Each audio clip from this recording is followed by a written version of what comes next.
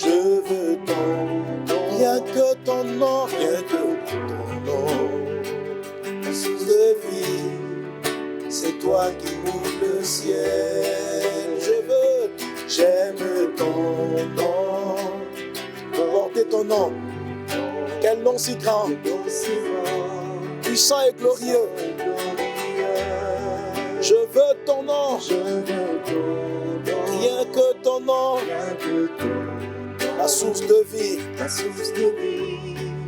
c'est toi qui m'ouvres le ciel.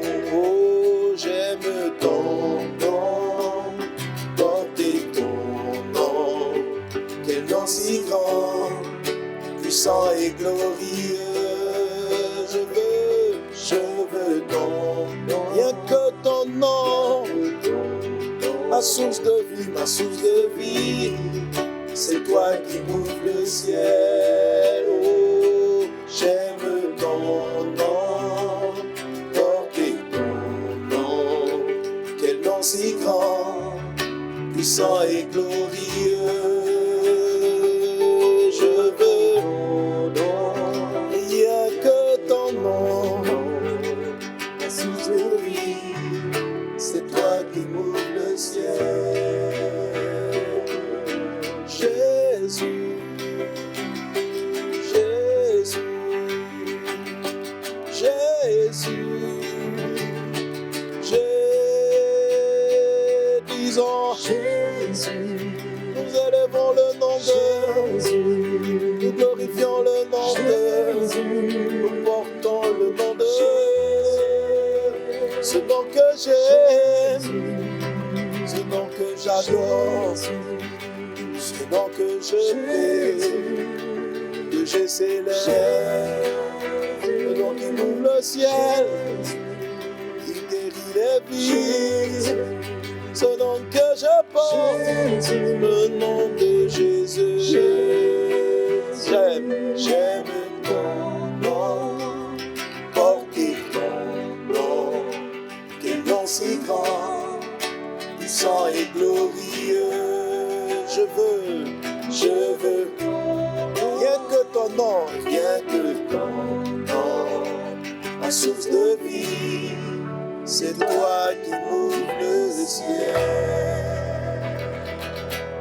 Alléluia, tu es ma source de vie, Seigneur Jésus, c'est toi qui m'ouvres le ciel.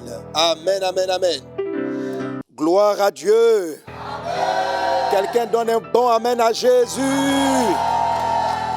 Non, aujourd'hui, voilà, vous êtes... Je sens que vous êtes chaud en Jésus. Hein? Est-ce qu'on a des personnes dans la dimension de l'épouse? Alléluia. Ok, donc nous voilà là pour notre dernier épisode sur cette passionnante série, cette série qui est importante pour chacun d'entre nous. Amen. Savoir incliner le cœur des hommes. Amen. Les incliner à faire la volonté de Dieu. Pas à faire nos volontés, mais les incliner à faire la volonté de Dieu.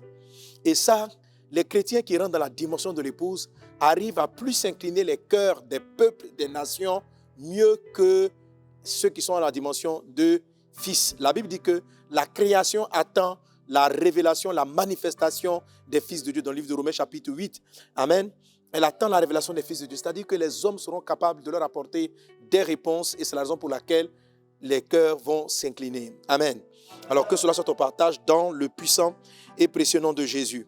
Donc j'ai divisé l'enseignement en 3 parties. La première partie, je t'ai expliqué d'abord l'importance de pourquoi les cœurs des hommes doivent être inclinés. Ça c'est vraiment important, parce qu'il y a beaucoup de chrétiens qui se disent « je m'en fous de tout le monde, c'est pas grave, le plus important c'est que j'ai une certaine communion avec Dieu ».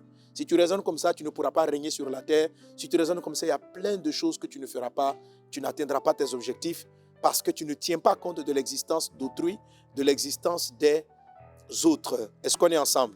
Amen. Donc c'est vraiment important de comprendre la valeur de la bénédiction numéro 8 qui est basée sur ce verset, qui est tiré de ce verset.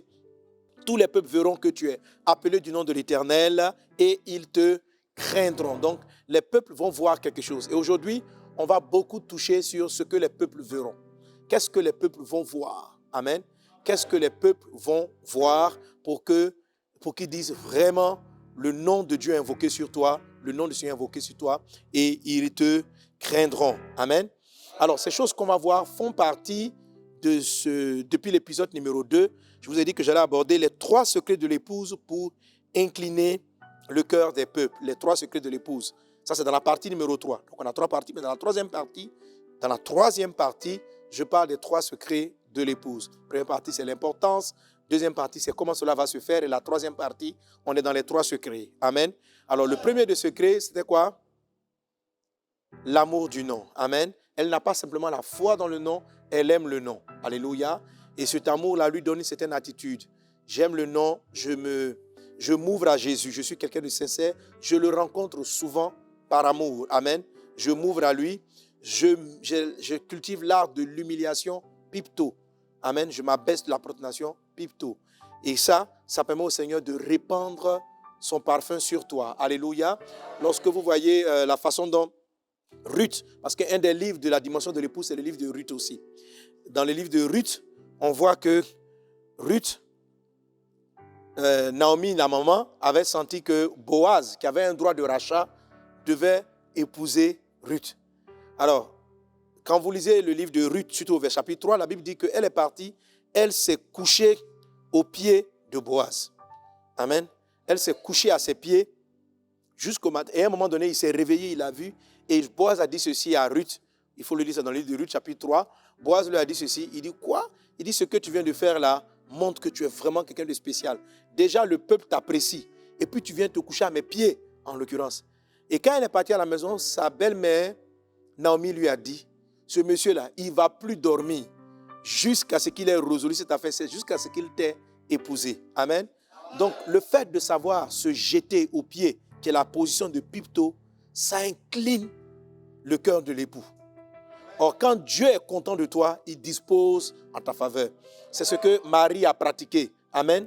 Vous devez le pratiquer dans votre vie. C'est-à-dire, sois profondément humble. Mets-toi au pied du Seigneur. Amen. Voilà. Et c'est une attitude vraiment de cœur où tu es prêt à te sacrifier pour lui, pour sa gloire. Amen. Et c'est que beaucoup parmi vous sont évangélistes. À cause de l'amour de Jésus, à cause de son nom, va dans les endroits les plus reculés, prêche Jésus. À cause de son nom, amen, ne tiens pas compte de dans quelle atmosphère tu dors. Parce que Jésus-Christ, pour prêcher aux hommes, il dormait partout. Il dit, les eaux du ciel ont dernier, les réunions des tanières, le Fils de l'homme n'a pas un lieu où reposer sa tête. Donc, pipto Jésus, c'est être capable, à cause de son nom, à perdre ses propres honneurs, à s'humilier, à s'abaisser. C'est cela qui montre que, par amour pour le nom, tu es prêt à le faire. Que cela soit ton partage dans le nom de Jésus. Le deuxième secret de l'épouse, ce sont ses voix. Les voix V-O-I-E-S, les voix au pluriel. La voix comme étant le chemin de l'épouse. Amen. Amen. Que le Seigneur soit avec toi dans le nom de Jésus. Alors, c'est tiré de quoi? De Proverbes chapitre 16, verset 7. Proverbes chapitre 16, verset 7. Qu'est-ce qu'il a dit? On lit ensemble. Quand les voix d'un homme, il dispose favorablement à son égard, même ses ennemis. Amen. Ici, ce n'est pas dit quand Dieu approuve quelqu'un. C'est lorsque Dieu approuve les voix d'un homme. Est-ce qu'on est ensemble? Quand le nom du Seigneur est sur toi, c'est Dieu qui t'approuve. Dieu est content. OK? Mais maintenant, ici, il dit, quand l'Éternel approuve les voies, dis avec moi les voies. C'est-à-dire le chemin que la personne emprunte. Le chemin que tu empruntes. Le chemin que tu empruntes, ce sont tes œuvres. Qu'est-ce que tu fais? Dans quel esprit tu le fais? Amen. Donc, un chrétien peut avoir une bonne vie d'adoration, peut pipto Jésus, peut aimer son nom, dit je suis chrétien, s'appeler du nom de Jésus. Mais s'il n'emprunte pas un certain chemin que Dieu apprécie, Dieu ne va pas disposer les cœurs en faveur. OK? Amen. Dieu ne va pas te disposer les voies. Donc, quand Dieu apprécie, approuve les voies, pas quand Dieu forcément t'approuve toi. Amen. Mais c'est lié. Voilà, c'est lié. Parce que, déjà, Dieu t'aime. Parce que Jésus n'a pas attendu que tu fasses des œuvres avant de t'aimer. OK? Il t'a aimé avant que tu n'aies fait quoi que ce soit. Mais maintenant qu'il t'a aimé et que toi aussi tu l'aimes, tu es prêt à faire sa volonté, il veut voir maintenant, pour te manifester la bénédiction numéro 8, à la dimension de l'épouse, tes voies doivent être approuvées par lui. Alléluia. On sent que vous êtes vraiment choc aujourd'hui. Quelqu'un donne un bon amen. Ok. Psaume 103, verset 7. Psaume 103, verset 7. Il est dit, on lit ensemble, il a dit quoi? Il a manifesté ses voies à Moïse, ses œuvres aux enfants d'Israël. Amen. Alors, vous savez que Moïse, c'est quelqu'un que Dieu aimait beaucoup. Et Dieu dit à Moïse, quand il y aurait des prophètes, Dieu dit à Marie et Aaron, Dieu leur dit, quand il y aura des prophètes, je vais me présenter à eux par des énigmes, etc. Mais Moïse, il est fidèle dans toute ma maison. En fait, pour Dieu, il est en train de dire, j'aime Moïse particulièrement. Alors, cet amour que Dieu avait pour Moïse faisait que Dieu lui montrait ses voies. Dieu lui révélait ses voies. Parce que Moïse aimait le nom de Dieu. Quand tu aimes Dieu, il va te montrer ses voies. Donc, comment on peut connaître les voies? Parce que lorsque Dieu approuve les voies d'une personne, il lui montre tout.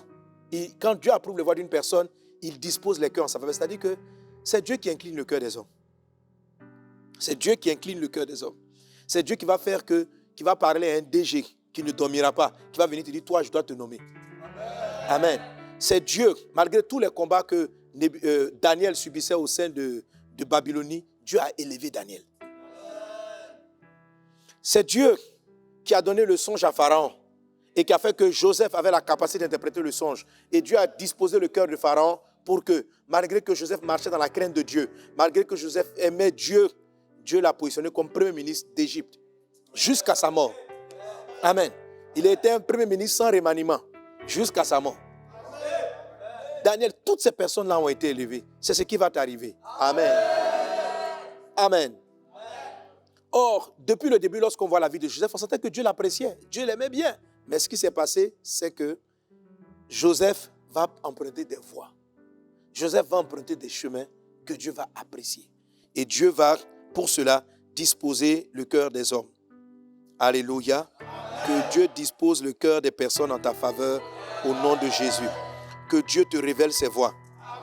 Que Dieu te révèle ses voies. Que Dieu te révèle son chemin. Que Dieu te montre sa voie. Amen. Les voies, ce sont vos œuvres. C'est-à-dire, Jésus a dit, tout ce que je fais, je vois mon Père le faire avant de le faire. Les voies, ce sont vos œuvres. C'est comment tu le fais, comment tu parles, comment tu marches, qu'est-ce que tu fais.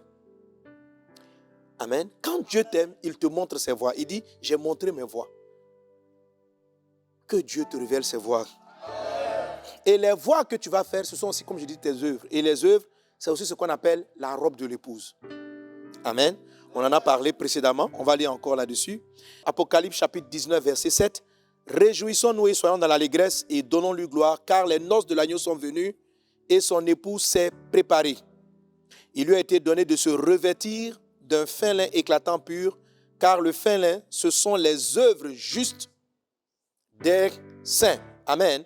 Alors, la robe de l'épouse, ce que Dieu voit, qui fait qu'il t'apprécie, il apprécie tes voies, ça se manifeste dans le monde invisible comme étant tes œuvres. Et ça se présente sur le plan spirituel comme étant un vêtement.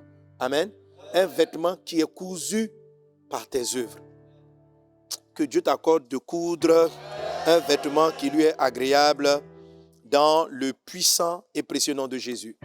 Alors, parlons de ces œuvres-là. Quelles sont les œuvres que tu vas faire que Dieu va apprécier? Amen.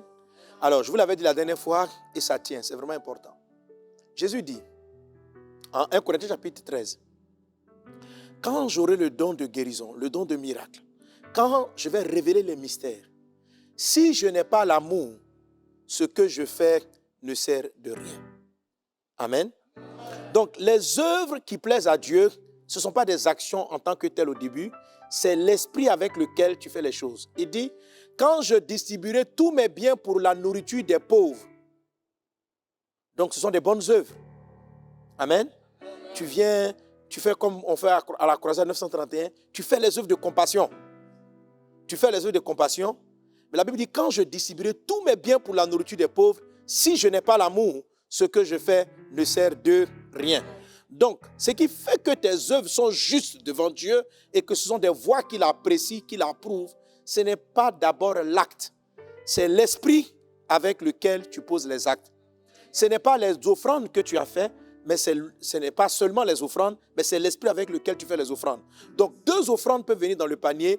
Une sera une œuvre juste, une voie que Dieu approuve, et l'autre sera une voie que Dieu n'approuve pas. Lorsque Caïn a amené son offrande à Dieu, Dieu n'a pas apprécié. Et lorsque Abel a apporté son offrande à Dieu, Dieu l'a apprécié. Ces 2 offrandes, ces 2 œuvres qui se ressemblent, mais l'esprit avec lequel les œuvres ont été faites ont permis à une d'être appréciée et à l'autre de ne pas être appréciée. Que Dieu t'amène à produire des œuvres qui sont appréciées par Dieu. Donc retenez bien ceci. Amen. Je parle avec la plupart, vous êtes des évangélistes. J'ai vu beaucoup de chrétiens qui évangélisaient. Mais je vous assure, quelques années après, quand j'ai vu la différence dans l'œuvre, j'ai vu que quelquefois il y avait des différences. Que Dieu distinguait certains. Amen. Alléluia. Amen. J'ai vu que dans beaucoup d'endroits où on veut partir, quand on cherche des terrains, Dieu nous accorde les terrains. Dieu incline les cœurs en nos faveurs. Je n'ai pas dit qu'il n'y a pas de persécution, je n'ai pas dit qu'il n'y a pas de rejet. Mais tu sens que le ciel incline les cœurs des personnes. Et je dis, mais c'est pourquoi? Il dit, c'est l'esprit avec lequel tu fais la chose. L'esprit avec lequel tu fais la chose. Donc, c'est important, l'esprit avec lequel. Pour que Dieu apprécie tes œuvres, pour que ça fasse partie de ta robe blanche, là, il faut que ce soit fait avec un bon esprit. Amen. Sois animé de l'esprit du Seigneur au nom de Jésus. Sois animé de l'esprit du Seigneur au nom de Jésus. Au nom de Jésus. Donc, on est en train d'apprendre à produire les œuvres que Dieu, les voies que Dieu approuve. Et une fois qu'elles sont approuvées, Papa va disposer le cœur des personnes. Amen.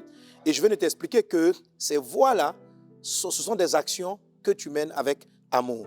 Alors, voyons le livre de Colossiens, chapitre 3, verset 12. Colossiens, chapitre 3, verset 12. Tout à l'heure, je disais que c'était un habit. Lisons ensemble Colossiens 3, 12. Ainsi donc, comme des élus de Dieu, saints et bien-aimés, revêtez-vous de bonté, d'humilité, de douceur, de patience. Alléluia. Ainsi donc, comme des élus de Dieu, saints et bien-aimés, revêtez-vous d'entrailles de miséricorde, de compassion. Quand on parle des entrailles, on parle de l'être intérieur. Mais la Bible dit que c'est un vêtement qui se voit. Revêtez-vous. Même pas vêtissez-vous. Revêtez, ça veut dire tu mets ça en habit supérieur. Mais c'est une vie spirituelle. Il faut que vous soyez habillés. C'est ça la robe de l'épouse. Qu'il y ait de la compassion. La compassion, l'amour pour les hommes. Alléluia. D'entrailles de miséricorde. Il faut que vous soyez revêtus de bonté. Il faut que tu sois profondément bon. Que Dieu manifeste sa bonté au travers de toi. Amen. Et il faut aussi que tu sois revêtu d'humilité et de douceur et encore de patience. Ces éléments-là, dans l'amour, parce que quand on parle de l'amour, il y a beaucoup de choses à l'intérieur. Mais ces éléments-là, la miséricorde, la bonté, l'humilité, la douceur et la patience, c'est ce qui va vous ouvrir le cœur des hommes. Notez bien, miséricorde, bonté, humilité, douceur et patience, ça va vous ouvrir le cœur des hommes. Alléluia. Amen.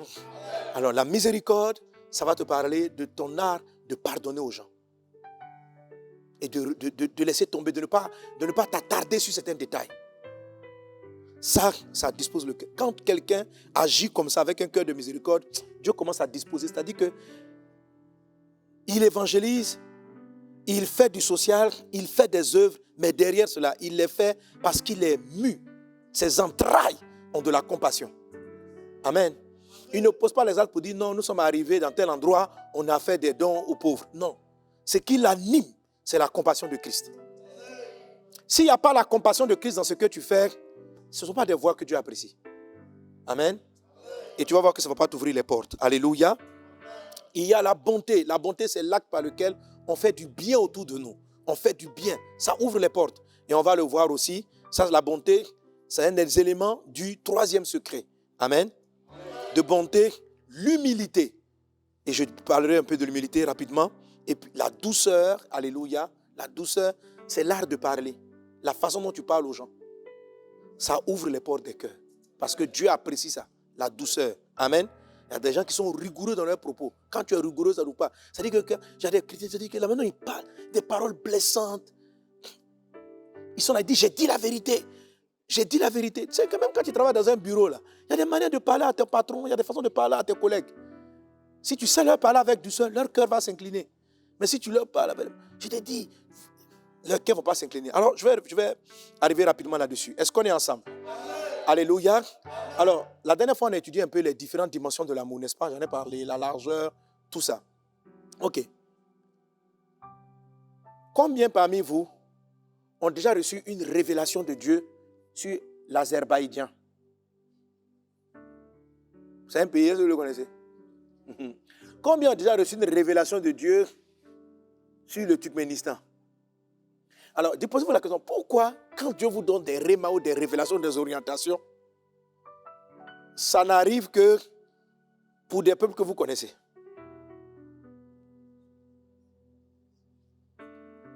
Il dit, tous les peuples verront que tu as appelé du nom de l'Éternel. Tous les peuples.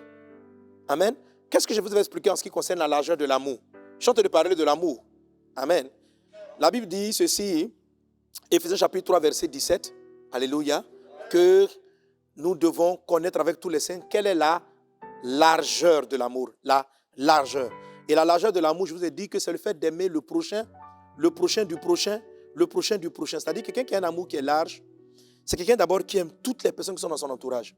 Vous savez, dernièrement, j'étais en Europe et je me suis rendu compte que, en fait, je vais souvent en Europe, mais je me suis rendu compte, et Dieu m'a répondu, j'ai dit, mais Seigneur, pourquoi la plupart, par exemple, des pasteurs africains, chinois ou asiatiques, n'attirent que les gens de leur communauté?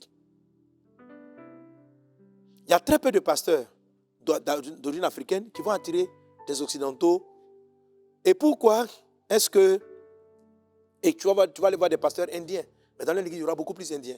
Tu vas voir des pasteurs rwandais, il y aura plus de rwandais. Tu vas voir des pasteurs ivoiriens, ils auront plus d'ivoiriens. Tu vas voir des pasteurs... J'ai dit, mais Seigneur, pourquoi? Et Dieu m'a dit ceci. C'est parce qu'ils n'aiment pas la culture des autres. Je dis, ah. Il dit, leur amour n'est pas large. Donc, ils ont la faveur que du peuple qu'ils aiment. Mais ils n'arrivent pas à incliner les cœurs. Ils n'arrivent pas à incliner les cœurs du Rwandais, les cœurs du Français. Pourquoi les cœurs des Français ne s'inclinent pas devant Dieu? Et le Seigneur me dit, parce qu'ils ne les aiment pas. Je dis, mais comment on ne les aime pas? Ils ne les détestent pas. Il dit, c'est ce qu'on appelle l'amour large. L'amour large. Il dit, les gens, ce que Dieu m'a dit, il dit, les personnes n'aiment que les personnes qui leur ressemblent. Or, moi, je dis dans ma parole, tu aimeras ton prochain comme toi-même. Le prochain, ce n'est pas celui qui te ressemble. Le prochain, c'est celui qui est à proximité de toi. C'est celui qui est proche de toi. C'est pourquoi, posant la question à Jésus, on lui a parlé Jésus a parlé comment dirais-je, du Samaritain. L'histoire du bon Samaritain. Quelqu'un a posé la question à Jésus, mais c'est qui le prochain? Et puis c'est là qu'il a raconté l'histoire du Samaritain. Et il a montré que le Samaritain a sauvé un Juif qui était blessé. Et les gens même de la culture du Juif l'ont laissé. Mais c'est un Samaritain qui l'a sauvé. Et Jésus a posé la question, parmi eux tous là, qui était le vrai prochain? Ils ont dit que c'est le Samaritain. Et puis il a dit, mais c'est ce que vous devez faire. C'est quoi le prochain? C'est juste ton voisin, c'est juste quelqu'un qui est à côté de toi. Et les gens qui sont à côté de toi, ce ne sont pas forcément les gens de ta culture. Tu peux être ici, mais ton voisin, pendant que tu es bêté, ton voisin est baoulé, pendant que tu es... Donc, il dit, tu vois les missionnaires qui sont en France, qui sont en Europe, qui sont dans le monde, ils ont des voisins qui sont autre chose. Mais regarde, qui leur rend visite? Ils rendent visite à qui? Ils sont très souvent dans le milieu de leur ethnie, de leur groupe. Ils marchent avec les gens qui partagent leur culture. Ils n'arrivent pas à élargir leur amour pour aller apprendre à aimer quelqu'un qui pense différemment, qui agit différemment. Avoir un amour large, une compassion large, c'est pouvoir arriver à comprendre pourquoi Dieu aussi l'aime et à aimer cette personne. Ton amour est restreint quand tu n'aimes les gens qui parlent comme toi, qui sont comme toi, qui vivent comme toi. Tu as un amour qui est restreint. Donc, à un moment donné, Dieu ne veut pas approuver tes voix. À la limite, s'il t'aime beaucoup, les seuls peuples qui vont incliner le cœur, ce sont les gens que tu aimes. Dieu n'incline pas le cœur des personnes que tu n'aimes pas. Est-ce qu'on est ensemble? C'est pourquoi il dit, cherche le bien de la ville dans laquelle je t'ai amené en captivité. Quand tu pars là-bas, si tu arrives, tu te retrouves comment dirais-je, en Belgique. Apprécie le Belge. Aime le Belge parce qu'il est devenu ton prochain. Alléluia. Apprécie-le. C'est-à-dire, élargis ton amour. Apprends à rentrer. Comment il est, qu'est-ce qu'il aime, qu'est-ce qu'il apprécie. C'est ce que Jésus-Christ a fait.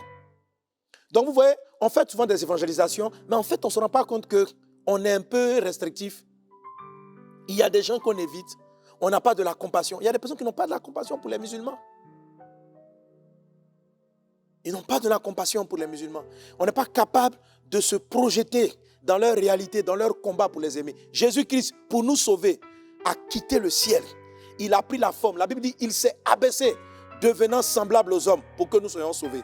Il est rentré dans notre culture, dans notre manière de voir. Il n'a pas changé, il n'est pas devenu pécheur. Il est resté saint, mais il est rentré dans notre culture. Il a mangé comme nous, il a dormi comme nous, il s'est habillé comme nous pour que nous soyons sauvés. L'apôtre Paul dit la même chose. C'est pourquoi cet homme était dans la dimension de l'épouse. Il dit, avec les Juifs, je me suis comporté comme les Juifs. Avec les païens, j'ai pris l'attitude. Je n'ai pas péché, je n'ai pas renié ma foi, mais je me suis comporté comme eux pour pouvoir sauver. Ne serait-ce que quelques-uns. Alléluia. C'est ça qui fait la robe de l'épouse. C'est par rapport à cela que Dieu incline les cœurs. Si tu arrives, tu vis dans un environnement, le monsieur qui est à côté de toi, tu ne t'occupes même pas de lui, tu ne penses même pas à lui, tu trouves qu'il est trop bizarre. Toi, tu vas à l'église, il ne va pas à l'église. Ses enfants ne vont pas à l'église. Mais il n'a jamais entendu parler du Jésus que tu as entendu parler, dont tu as entendu parler. Occupe-toi de lui. Pense à lui. Prie pour lui. Si tu ne fais pas ça vis-à-vis des personnes qui sont dans ton entourage, de ton prochain, Dieu n'inclinera pas leur cœur. Alléluia.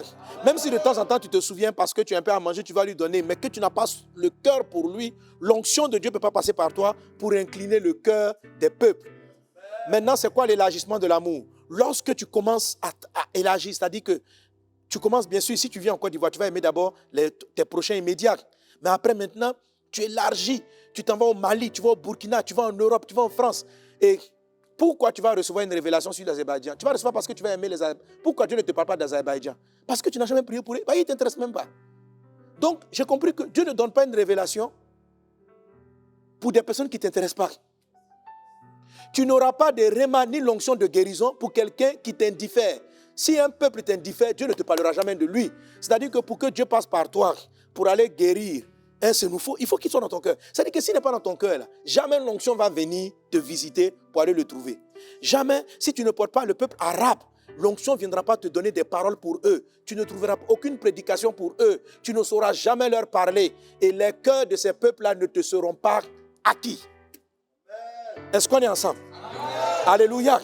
Donc, il ne s'agit pas simplement de faire de bonnes œuvres, mais il s'agit de faire des œuvres avec des entrailles de miséricorde. C'est quoi la miséricorde? C'est capable d'accepter les gens. C'est capable de les aimer. C'est capable de les porter. C'est capable de regarder. Jésus nous aime. On est différents. Quelqu'un qui a un amour qui est large, c'est quelqu'un qui aime les gens, qui apprécie les gens. Parce que les gens ne sont pas comme toi. Jésus a dit, il n'est pas bon que l'homme soit seul. La terre n'est pas comme toi. Toi, tu n'arrives pas à sortir du comme toi. Tu manges placali, tout le monde doit manger placali. Tous ceux qui ne mangent pas placali, tu ne manges pas avec eux. Ton amour est restreint au placalidrome. Tu manges garba. Tous ceux qui ne mangent pas garba, tu ne manges jamais avec eux. Mais Jésus a mangé nos plats. Vous comprenez? Je veux dire, l'amour qu'on a pour une personne, c'est le fait d'être capable d'entrer dans ça, de se transposer dans cette personne. Si vous faites ça, Dieu va incliner le cœur des hommes. Si vos voix, vos évangélisations, vos actions sont mues par les entrailles de miséricorde, alors, parce que quand on parle de la miséricorde, ce n'est pas la miséricorde vis-à-vis de Dieu. C'est la miséricorde vis-à-vis de notre prochain. La miséricorde, c'est quoi? C'est le fait de lui faire grâce, c'est le fait de le comprendre, c'est le fait de lui pardonner. C'est ça. Donc c'est comme ça que les cœurs des gens vont s'incliner, parce qu'on a l'esprit. Amen. Donc Dieu m'a dit ça, et j'ai dit ça à nos missionnaires, aux boss de l'Europe. Je leur ai dit, frère, si nous sommes là, les Blancs sont compliqués, les Européens sont comme ceci, les Chinois, les Mauritaniens. Regardez ici, en Côte d'Ivoire, on a plein de Mauritaniens. Mais il y a combien qui viennent à l'église? Combien portent le fardeau des Mauritaniens? On les trouve bizarres. Ils sont dans leur boutique. On les regarde étrangement. Mais tant que Dieu ne va jamais te donner, tu vas aller l'évangéliser, il ne va même pas se convertir. Parce que tes œuvres d'évangélisation, là, ce n'est pas les voies de Dieu. Lui-même, là, tu ne l'aimes pas. Tu l'évangélises pour te débarrasser, pour dire que hier, j'ai évangélisé un Mauritanien. C'est une évangélisation de débarras. Ce n'est pas une évangélisation de compassion. Il faut l'aimer pour dire, mon Dieu, pourquoi ce monsieur, mon boutiquier, tous les jours, je vais acheter de l'huile chez lui? Où est-ce qu'il va passer l'éternité? Et tu vas élargir ton amour pour aller vers lui. Tu vas comprendre comment il pense. Tu vas étudier sa vie. Tu vas prier pour lui. Tu vas apprendre à parler. Tu vas rentrer dans son cœur pour le toucher. Et c'est comme ça que tu recevras l'onction pour toucher les Mauritaniens. Et quand Dieu voit une personne, Pierre a demandé à Jésus, a demandé à Pierre, pardon, est-ce que tu m'aimes? Jésus lui a dit, je t'aime, paie mes brebis. Et un jour, quelqu'un a posé la question, Jésus a dit, j'ai encore des brebis qui ne sont pas de cette bergerie. Je dois aller les chercher.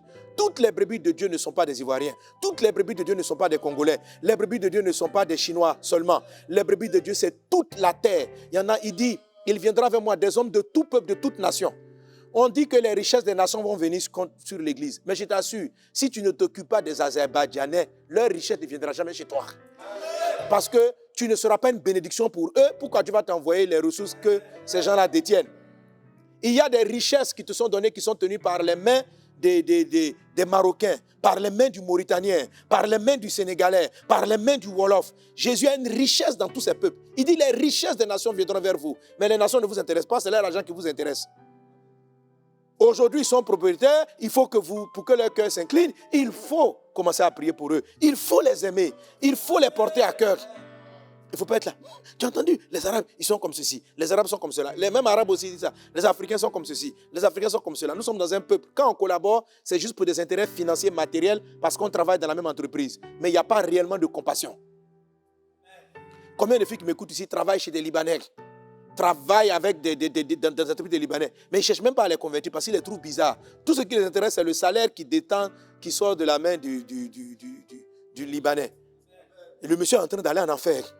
Si tu n'as pas de compassion pour lui, Dieu ne te donnera pas de révélation pour lui. Si tu ne pries pas pour lui, Dieu ne te donnera pas de révélation sur lui. C'est pourquoi j'ai commencé par des peuples lointains, pour que tu te rends compte que Dieu ne t'a jamais parlé d'un Azerbaïdjanais, parce que ton amour ne s'est jamais élargi jusqu'à Azerbaïdjan. Alors avant que ton amour arrive à Azerbaïdjan, il y a le frère mauritanien qui est à côté de toi ici. Il faut l'élargir à ton prochain proche, à ton collègue de travail, et puis ainsi de suite, tu vas l'élargir. Qu'il en soit ainsi dans ta vie, dans le nom de Jésus-Christ. Quelqu'un donne un bon amen. Alléluia. Amen. Alors ça, c'est vraiment important. Est-ce qu'on est ensemble? J'ai beaucoup insisté là-dessus, mais c'est cela l'amour. Amen. Et puis, donc il va dire ceci. Revêtez-vous donc d'entrailles de miséricorde, de bonté, je vais le dire tout de suite, et puis d'humilité. La Bible dit que l'humilité vous fasse regarder les uns et les autres comme étant au-dessus de vous. Alléluia. Que l'humilité. Donc considérez tout le monde. Respectez tout le monde. Ça veut dire quoi, considérer les gens comme étant plus grands que vous? Ça veut dire que ce qu'il fait, qui n'est pas péché, mais qui est sa culture, considère que c'est riche. Et Dieu m'a dit, il dit, mon fils, il y a de la richesse dans la différence. Il y a de la richesse. J'ai vu que je me suis rendu compte, quand j'ai commencé à apprendre quelques langues, telles que l'anglais, je me suis rendu compte que l'âme des gens est dans leur langue et transporte des valeurs. Par exemple, en parlant avec les Arabes, j'ai vu que c'est vrai, on se dit, non, ils peuvent avoir 4 femmes, tout ça. Mais leur langue voit la femme autrement. Dans la langue seulement, tu comprends l'âme du peuple. Tu vois. S'il y a un groupe d'hommes et de femmes, nous, comment dirais-je, dans la langue, s'il y a un groupe d'hommes et de femmes, on dit il en même temps. Mais ce n'est pas comme ça. Il y a des mots qui disent le nombre de personnes qui valorisent la présence d'un enfant dans un groupe. Et ils ont trouvé des qualificatifs pour ça. Ça veut dire que par rapport au nom qu'ils donnent aux choses, ils valorisent. Donc quand tu vas prendre l'arabe, tu vas découvrir qu'ils ont une richesse de Dieu en eux. J'ai compris que les richesses de Dieu sont réparties dans toutes les nations, dans leur langue, dans leur culture. Il y a des cultures qui sont inspirées des démons. Mais à part les cultures inspirées des démons, les cultures, quand tu vas comprendre les gens qui vont ressortir la valeur patriarcale, la valeur matriarcale, certains groupes, quand tu vas aller voir, par exemple, je prends les ethnies en Côte d'Ivoire, tu vas aller voir, par exemple, les peuples akans qui valorisent la royauté. C'est un côté divin. Mais quand tu vas aller chez les peuples Krou, tu vas aller, par exemple, chez les BT, tu vas découvrir que tout le monde peut s'exprimer. Il faut donner la liberté de l'expression. Et ce sont des personnes qui se présentent tels qu'ils sont. Ce sont des peuples qui ne cultivent pas ce qu'on appelle l'hypocrisie, qui parlent ouvertement. Et Dieu est aussi dedans. Mais Dieu, en même temps qu'ils sont dedans, comme ils n'ont pas la réalité, ça crée une forme de désordre. Et puis peut-être un peu, ça crée une forme de désordre. Mais quand tu vas aller chez les peuples royaux, c'est encore une diversité de Dieu qui montre que Dieu est au sommet. Il faut savoir respecter les protocoles. Il faut savoir respecter les hiérarchies. Donc Dieu est dans le fait que tout le monde puisse s'exprimer.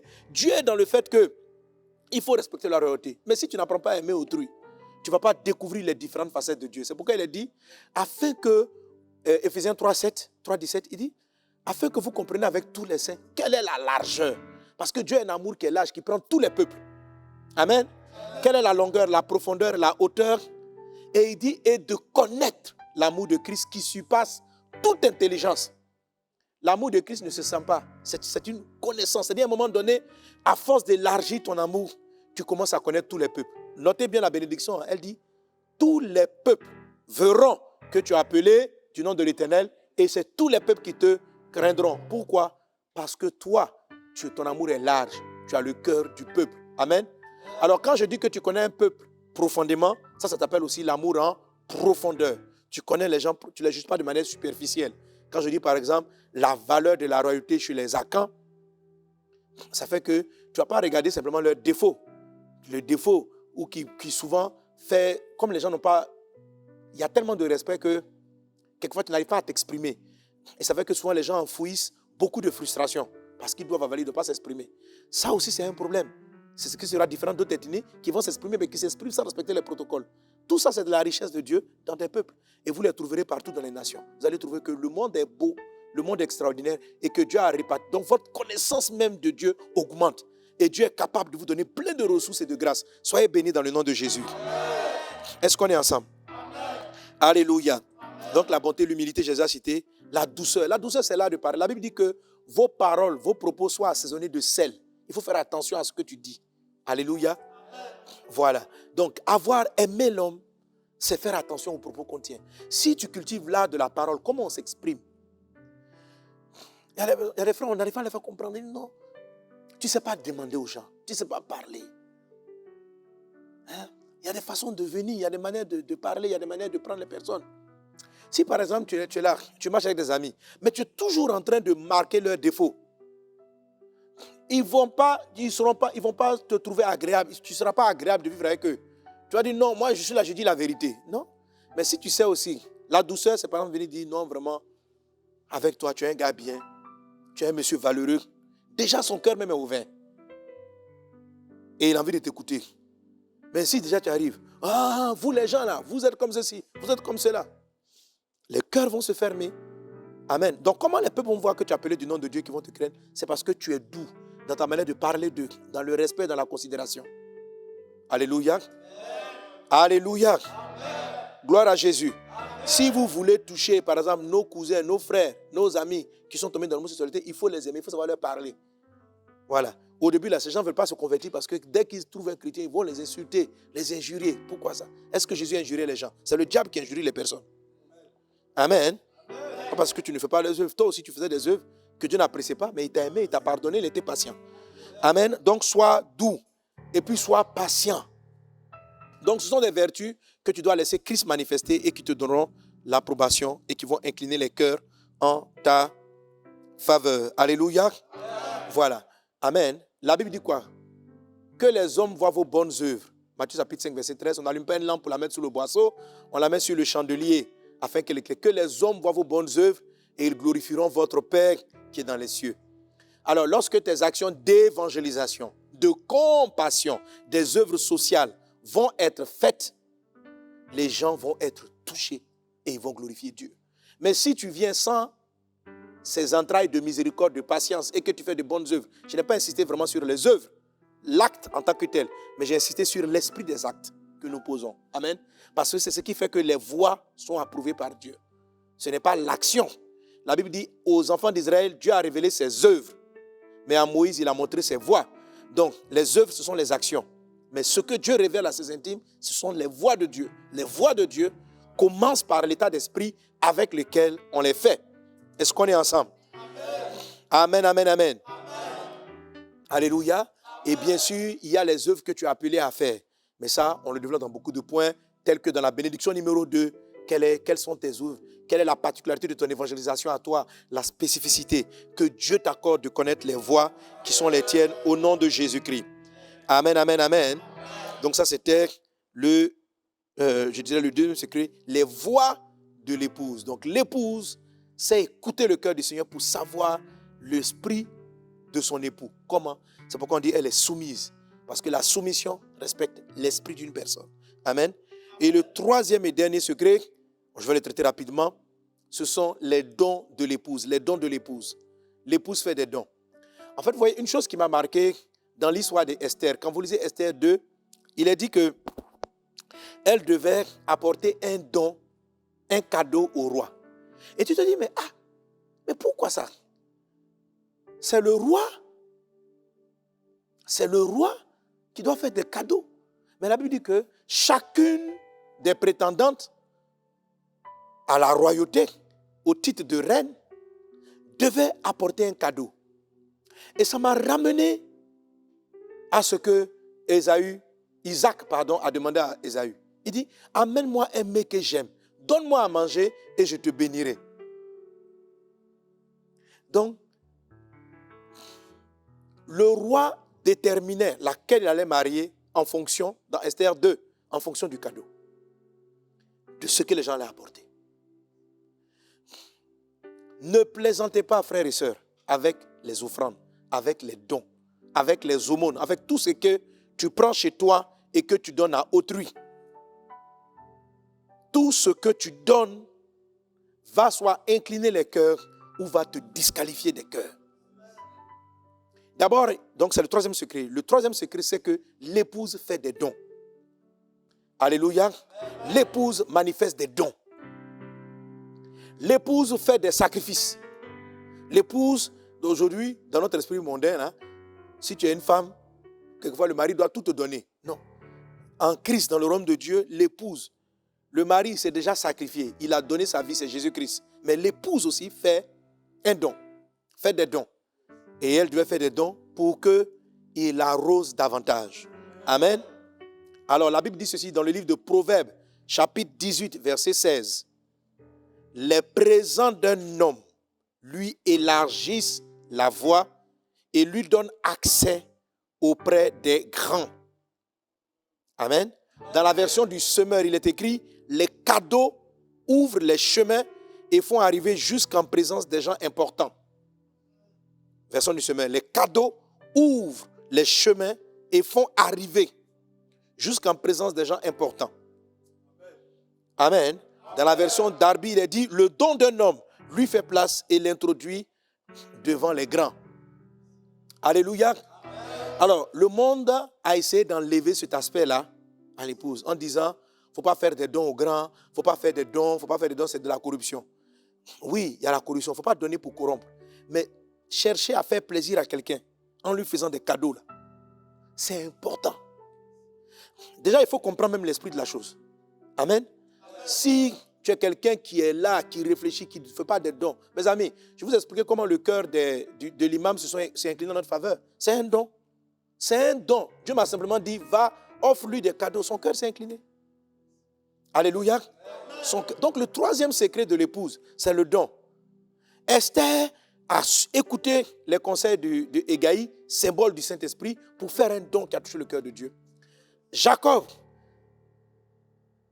ne savait pas ce que papa aimait, mais il a écouté l'épouse. Donc en fait, le don que Jacob a donné à Isaac, c'est le don de l'épouse.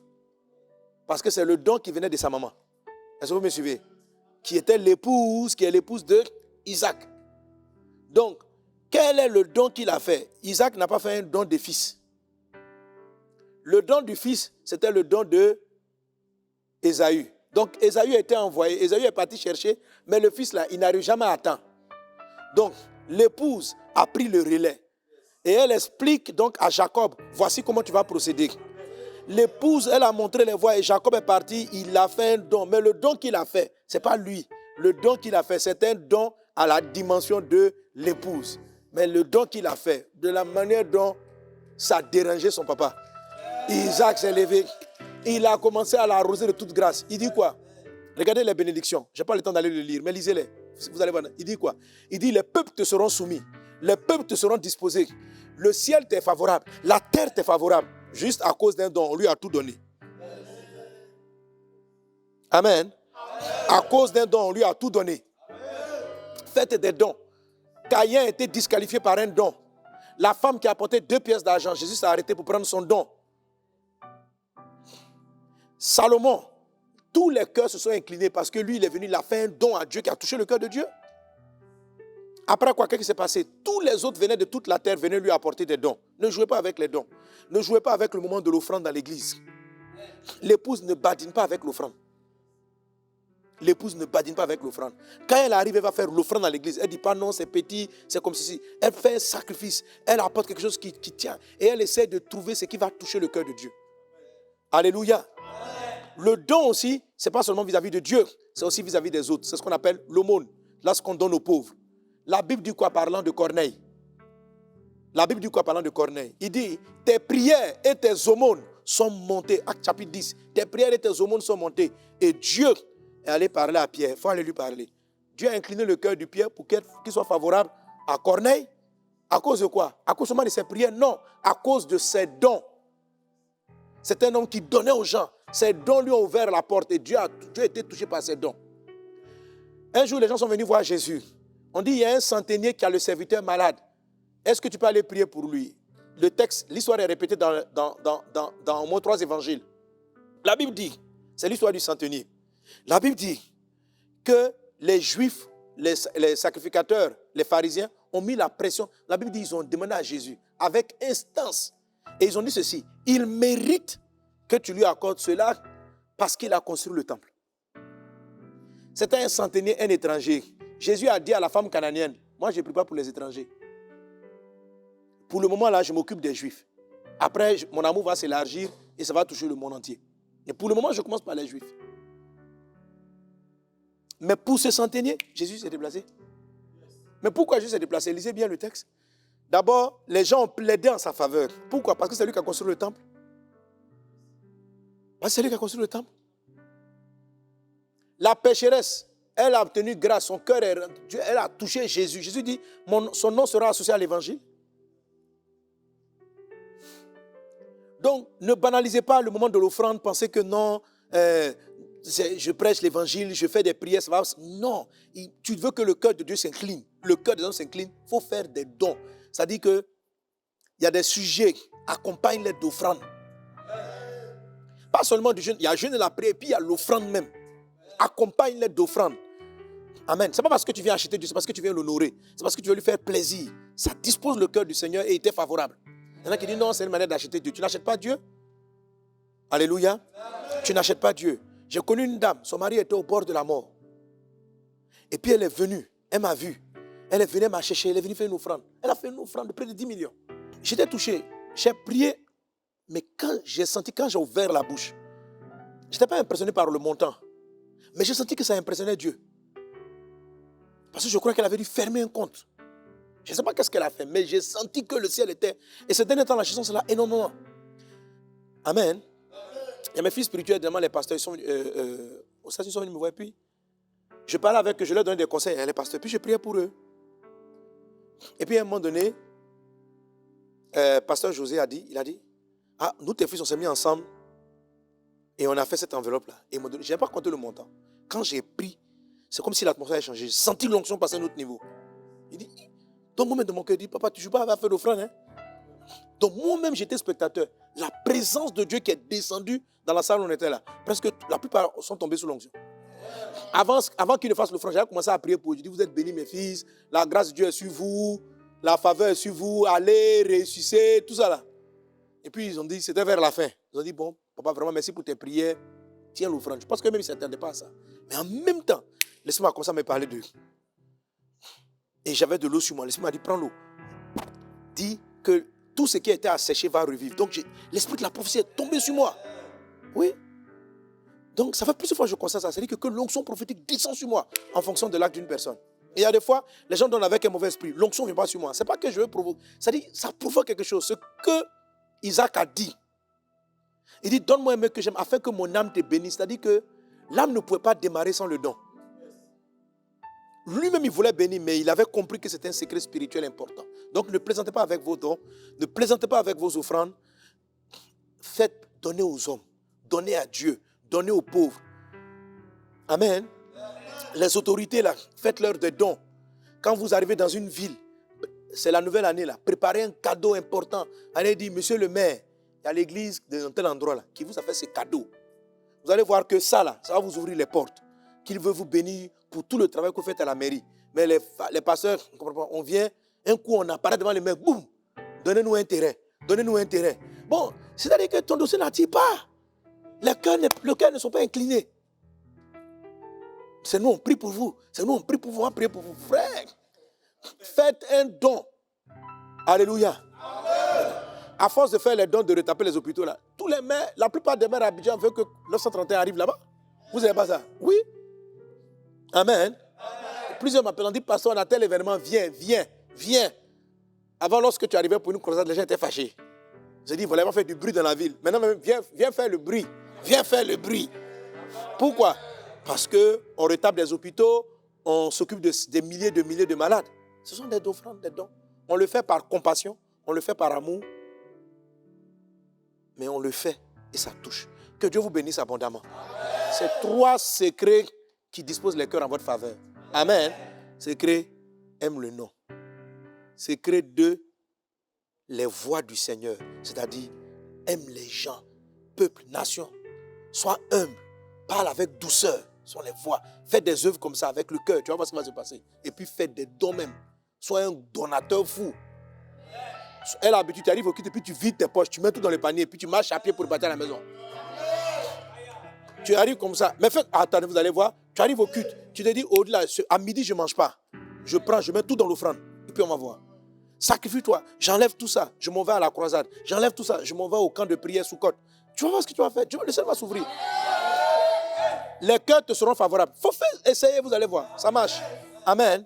Lève-toi, prends un matin, prends un défi. Tu arrives, tu vois quelqu'un qui a un problème. Tu vides ta poche et puis tu lui donnes. Un pauvre, tu vas voir. Un jour, je venais ça, j'avais un transport, je voulais payer un transport. Il me restait 100 francs, 200 francs pour prendre le bus. Non, il me restait 500 francs. J'avais un billet de 500. Et c'était mon dernier, mon last billet. Il y a un jeune homme qui est venu là. Donne mon argent. Je sentais qu'il avait fait. L'enfant était désemparé. J'ai regardé comme ça. J'ai dit, Dieu. Il faisait sombre déjà. Il n'y avait plus de vendeuse. Il n'y a pas d'endroit où je peux casser les billets. Puis j'ai pris tous les 500, je lui ai donné. L'enfant, il a pris les 500. Il a regardé comme ça. Il a crié. Or, moi, en lui donnant ces dons, j'allais marcher près de au moins 5 à 10 km pour entrer à la maison. Et mes derniers 500, je lui ai donné. L'enfant, il a crié. Il est parti à gauche. Il est parti à droite. Il criait. Parce qu'à cette époque-là, 500, c'était beaucoup. Et moi, j'allais marcher. Amen. Mais j'ai senti le ciel. Dieu était content. Quand j'ai pris même la route pour entrer à la maison, le ciel était content. Le monde. Et je sais que c'est des petites choses comme ça. Mais demain, Dieu prend et puis Dieu incline les cœurs en ta faveur comme ça. Agissez de la sorte. Que Dieu vous bénisse abondamment. Bon, cette session-là était particulièrement, amen, plus longue que les autres, mais c'est pour toi. Soyez bénis au nom de Jésus. Amen. Challenge 2022, bénir pour conquérir, à la conquête des âmes. Tu es membre de Vase d'honneur. En 2022, emmène une âme à Christ, encadre-la et fais-en un disciple. Tu es boss à Vase d'honneur. Emmène 2 âmes à Christ, fais-en des disciples, des boss. Challenge 2022, bénir pour conquérir, c'est maintenant.